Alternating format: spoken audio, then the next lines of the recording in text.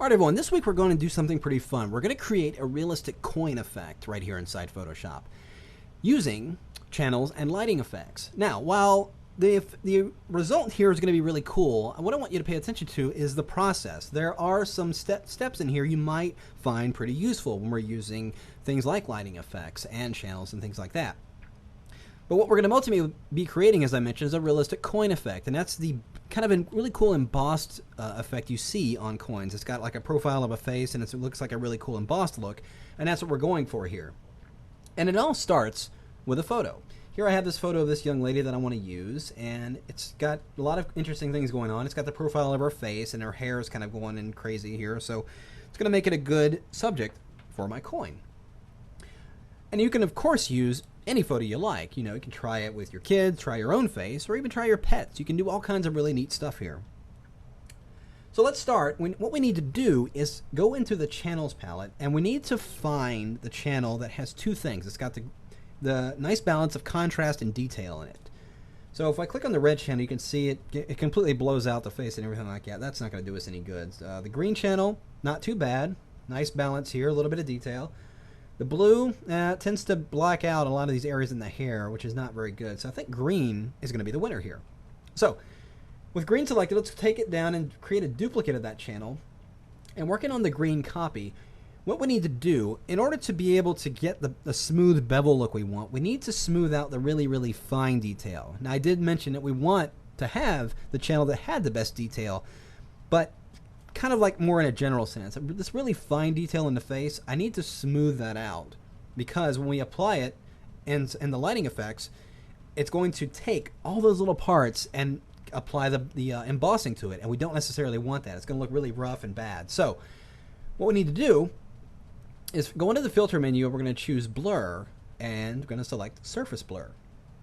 And you can see right away what's going on here. If I toggle this on and off, it's going over all the solid areas and smoothing them out, giving them a nice smooth blur, while it's leaving the edges pretty sharp here. It's not blurring the overall image, just the flat areas of the face and everything like that, all these smooth areas. So once that is all done, let's go ahead and click OK. So now our image is set to apply the effect. So let's go back into the composite channel, back into our layers. And we're going to go ahead and create a new blank layer right above this one. And I'm going to press Shift Delete to open up the fill dialog here. We're going to use 50% gray and click OK. And on that gray layer, what we're going to do now is go into the filter menu and go to Render Lighting Effects. And inside here, and by default this should be on set to none. This is what it'll look like when you open. So you can see inside the window here, we've got this little lighting direction, and we can actually narrow the light or reposition it all together. I'm going to actually have it kind of coming in from the top left here. And it's down here in the texture channels. You can see if I click on this menu, we get a number of different options. You can choose any one of your original channels. We're looking for this one right here, the green copy. And when I select that, you can see it's already giving me a really kind of interesting bevel effect. Now, here's the thing. You will tend to want, if you're looking for harsher texture, you can see how soft it looks here. The thing is, because this preview is so small, that softness isn't accurate. It's actually a little bit rougher than it is. And you'll see what I mean when I hit OK here. But just so you can know, if we click on white as high, in this case, it's actually giving me kind of a sunken in effect, like it's kind of carved out of it. We don't necessarily want that. We want this figure to be raised off it, just like a real coin would be. So we're going to turn off white as high, and actually now it looks like it's raised or embossed in there. This setting here for the height, if we take this up to mountainous, you can start to see the detail in here really good. If I click OK, it's going to be really bad. You want to keep the setting pretty low. In fact, I'm going to keep it at around 40. And it looks very, very subtle, but watch what happens when I hit OK here. I'm going to click OK.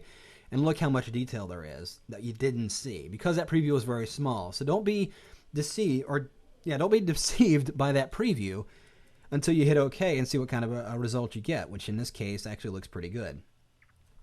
So now let's start to generate the coin shape itself. I'm going to grab my elliptical marquee tool here, and I'm just going to hold down the Shift key and the Option key, and draw the selection out from the center here. And let's get, I'm going to frame it right inside there so the face is in here, and I got a little bit of space in here to add the text in. And with that selection ready, I'm going to go ahead and press Command or Control J and it's copying that selected area to its own layer. So let's turn off the original layer and turn off the original picture. And on that layer, let's go ahead and just center this into the document. So I'm going to press Command or Control A, and then up here in the options, I'm just going to center it and then center it here. And just deselect. So let's put a background on here. I'm going to actually Command or Control click directly on the new layer icon, and it'll pop a new layer beneath the currently active layer. And let's just fill it with white by pressing Command Delete. That would be Control Backspace. So there we have the coin on its own layer. Let's add a few more things to this. I'm going to load this layer as a selection by Command or Control clicking directly on it. And I'm going to go into the Select menu, and we're going to modify this by going to Contract. And we're going to set the contraction to about 12 pixels. I think it looks pretty good. Let's click OK. Actually, that might have been a bit much. Let's take it to 10. So it gives me a little inset selection there. Well, I'm going to inverse the selection by going to the Select menu and choosing Inverse. So now the outer area is selected, which includes this little bit of the coin itself. And like I did earlier, I'm going to press Command or Control J. And if I turn on this layer, you can see what it's done. It's given me that little circular area. Well, I'm going to lock the transparency and just press Shift Delete, bring up the fill dialog again, and use 50% gray. So now I have a solid gray ring, which is going to be the rim of my coin here. So go here and double click on the layer to bring up the layer styles. And I'm going to activate bevel and emboss here. You can see it's starting to come together here, but what I'm going to do is change a few things in here. But first go over here and turn off the Use Global Light. And we're going to go into the gloss contour here and just click on this arrow, and I want to choose the second one in the bottom row here. And you can see what it's done. It's starting to give me a little bit rough edge there. And I can make this a little bit harsher by increasing the depth a little bit and maybe perhaps changing the angle. But a little bit of experimentation, and it starts to give me a really interesting edge here. Let's take the size to about 3. And I think that looks pretty good. So let's go ahead and click OK. We've got that nice style applied to it. Well, now let's add some text in here. I'm going to go over here and grab my text tool, and let's just click right in this area here. And let's put a date in there. Let's do 2008. And that's a good size. Let's take this text up a little bit in size.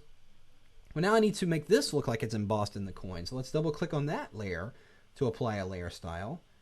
We'll do a bevel and emboss just like we did earlier. And turn off global light. In this case, I'm actually going to choose emboss. And let's take the size down to about 3. And the text was filled with black, but I want it to blend in with the coin itself. So let's go into the blending options here and take the fill opacity to 0, which will reduce the opacity of the original pixels, leaving the layer style intact. So let's go back in here and increase the depth a little bit, and perhaps make the size a little bit smaller. So now that text is really starting to look like it's embossed inside there. Let's adjust the angle here a little bit.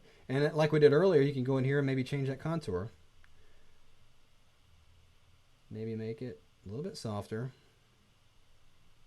Take that depth down. So now that looks like it's nicely embossed inside the coin there. So let's click OK there. Well, now let's do one last thing. Let's add some text around the edge here. If you see on coins, it's got, the text going around the edge. So let's grab our ellipse shape tool. Not the elliptical marquee, but the elliptical shape tool.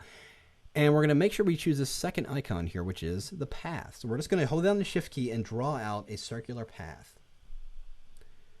And let's grab the direct select tool and just kind of center that in there.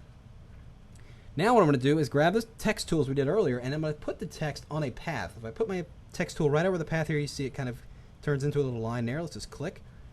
And let's just type United States. And grab my move tool. Let's press Command or Control T, and let's just scale this up so that lettering is a little bit closer to the edge of the coin itself there. And then let's perhaps rotate this just a little. And there we have it. Now, I want to apply this same layer style we put on the date here right on this text here. And really quickly and easy way to do that is hold down the Option or Alt key. And then right here in the Layers panel, you can see the effects icon applied. If you hold down that Option or Alt key and click and drag that effects icon to the layer you want to apply it to, it pretty much copies and pastes it right there. But all we need to do now is right here in the fill, just take that fill to 0. And there you have it. Let's actually reposition this date here.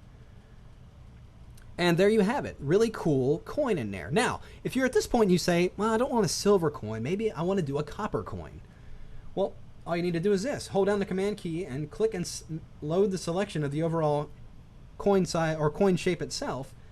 Select the topmost layer. Make sure that path is deactivated. And go into the adjustment layer menu and choose hue saturation. Then right inside, with that active selection, you can see it's gone ahead and put a layer mask on there to mask that coloring. Let's click colorize, and let's take the hue to about 20. Saturation, let's take to about 40, and let's take the lightness to about a -10.